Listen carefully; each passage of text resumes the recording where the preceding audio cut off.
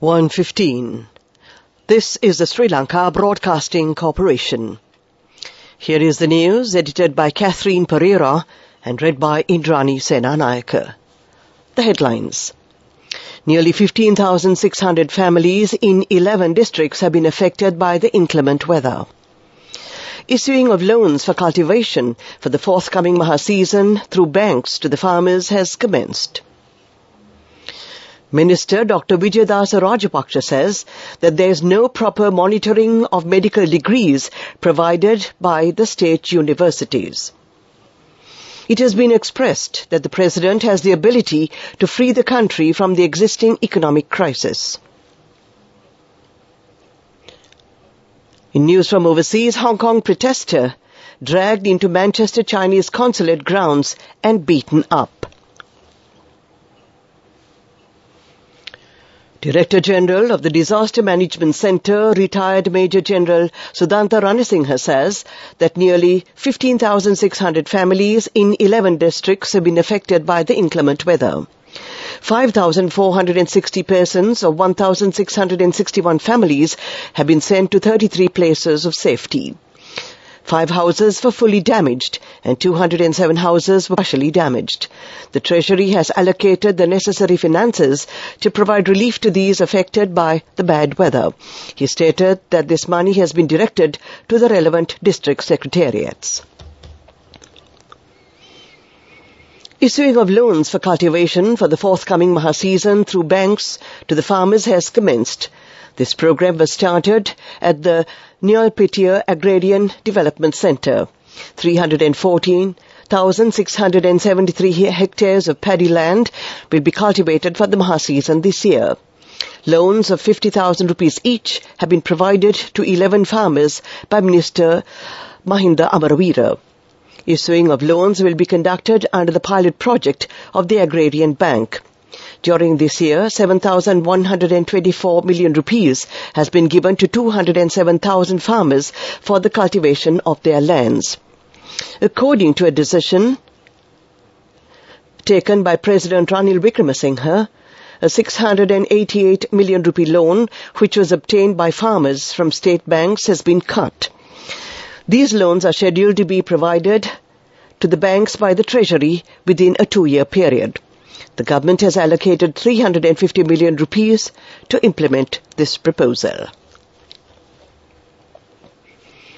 Minister Dr. Vijayadasa Rajapaksa says that there is no proper monitoring of medical degrees provided by the state universities. He stated that although he submitted a draft bill to increase the standards of the medical degree, it has not been implemented. Participating in the Dasadesin Hatha program of the SLBC, he said that attention has been paid on the establishment of several new medical faculties in the island. Some violent groups in universities oppose the construction of such universities, and thereby the education of many children are hampered. This news comes to you from the Sri Lanka Broadcasting Corporation. We continue with local news.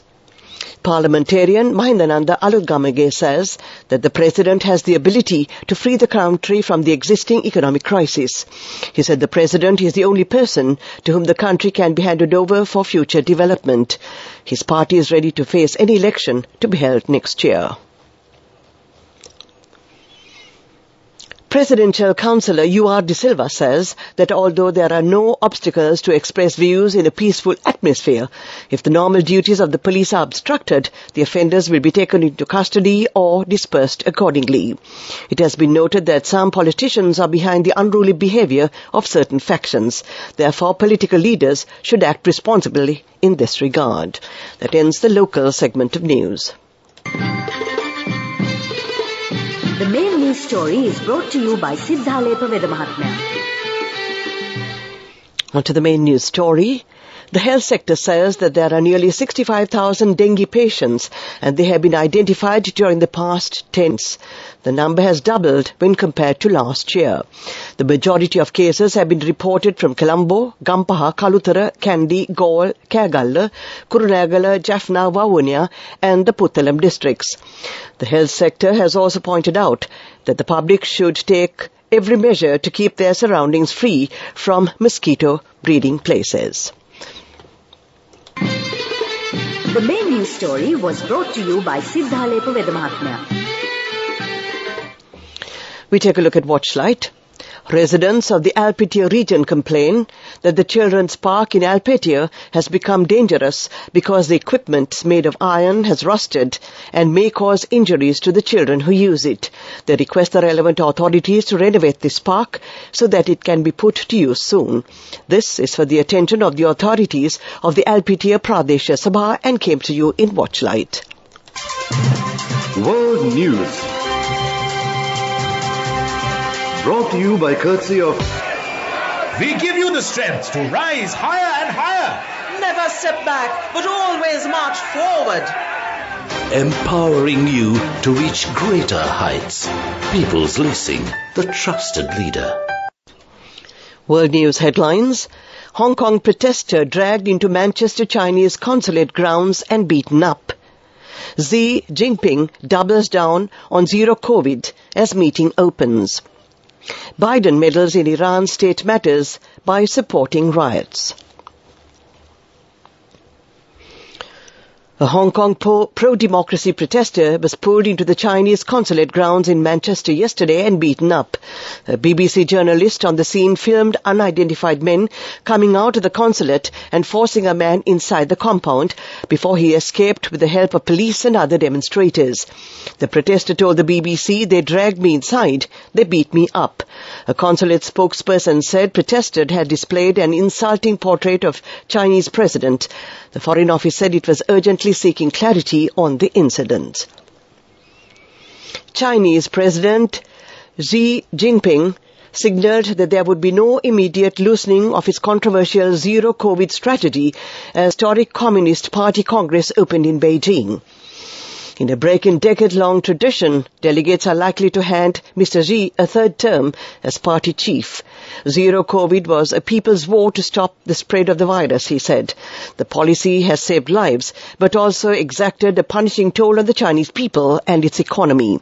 There is increasing public fatigue over lockdowns and travel restrictions. The Iranian Foreign Ministry said on Sunday that US President Joe Biden meddled in Iran's state matters by supporting riots in the country, state-owned Press TV reported. On Sunday, Biden interfered for the umpteenth time in Iran's state matters by supporting the riots, as he has done ever since the outbreak of recent developments in Iran, the Foreign Ministry spokesman Nasser Kanani was quoted as saying by Press TV. Iran has not given in to the US's cruel sanctions and idle threats and will be unfazed by its interventionist politics and the futile campaign, Kanani added. To end this bulletin of world news, the headlines again. Hong Kong protester dragged into Manchester Chinese consulate grounds and beaten up. Xi Jinping doubles down on zero COVID as meeting opens. And Biden meddles in Iran's state matters by supporting riots. That ends this bulletin of world news. World News. Brought to you by courtesy of... Amidst all challenges, we will rally around you and advance. In the face of hardships, let's stand strong together. Empowering you to reach greater heights. People's Leasing, the trusted leader.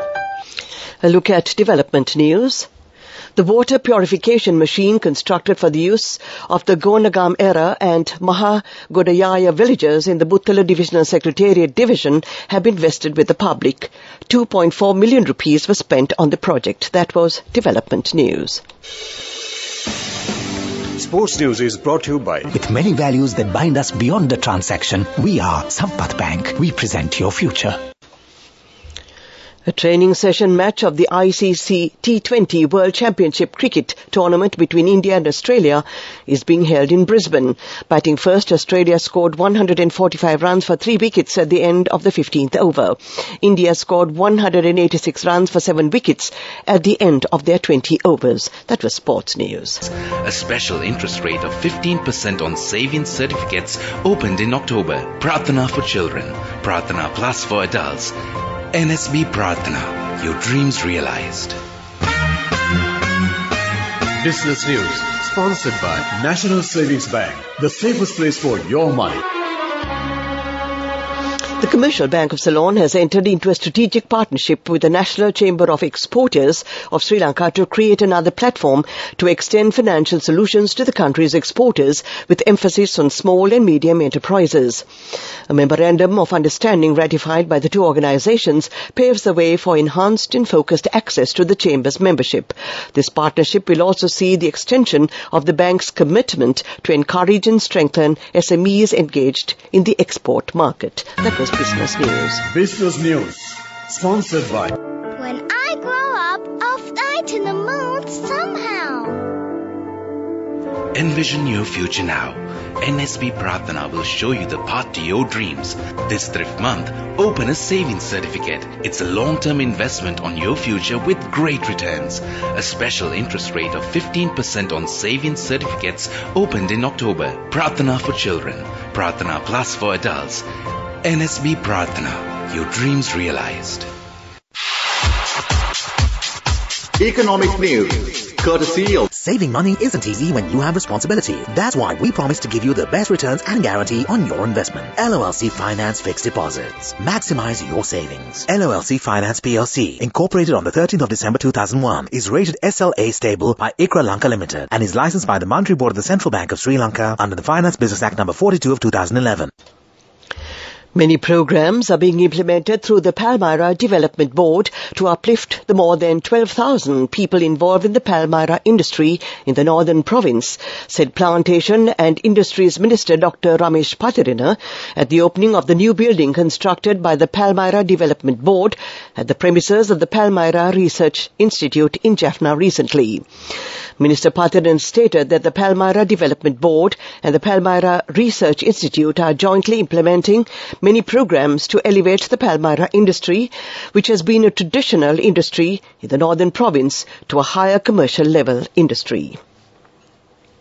LOLC Finance is taking the power of innovation to the next level, winning 5 golds at the Technovation Awards 2022, leading the digital revolution with cutting-edge interbanking digital payments. LOLC Finance claims the overall gold award, whilst also claiming an extraordinary victory in digital banking. LOLC Finance will continue to innovate with the next generation digitalization of financial services, delivering a superior customer experience.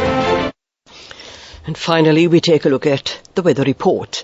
The Met Department says that showers or thundershowers will occur at times in the western, Sabragamo Central and the northwestern provinces in the Galle and Mathura districts.